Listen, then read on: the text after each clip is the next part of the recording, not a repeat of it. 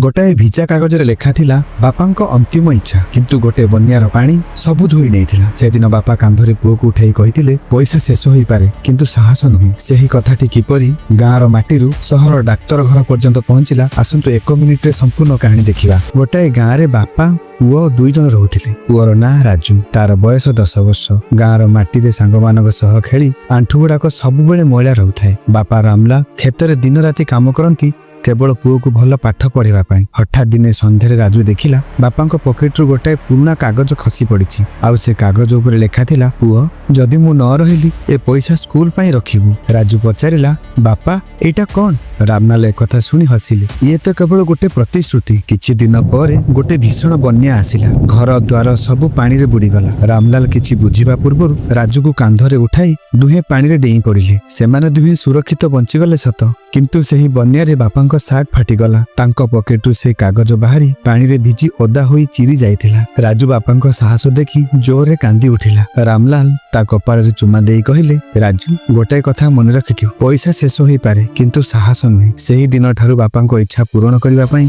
दिन राति राजू पाठ पढ़िला। किछि वर्ष पर राजू शहर को जाई मन देई पाठ पढ़िला। शेषरे राजू डाक्तर हेला। आउ से निजर प्रथम दरमा टंकारु गाँ रे स्कूल तैयारी कला। स्कूल कांथरे लेखा हेला, जीवन रे केबे साहस शेष हुए नहीं, बापांको शिक्षा। आपनको जदि ए कहानीटी भल लागि थाए तेबे वीडियो को लाइक, चैनल को सब्सक्राइब करंतु आ कमेंट रे लिखंतु आपनको बापांकर गोटे मनर कथा।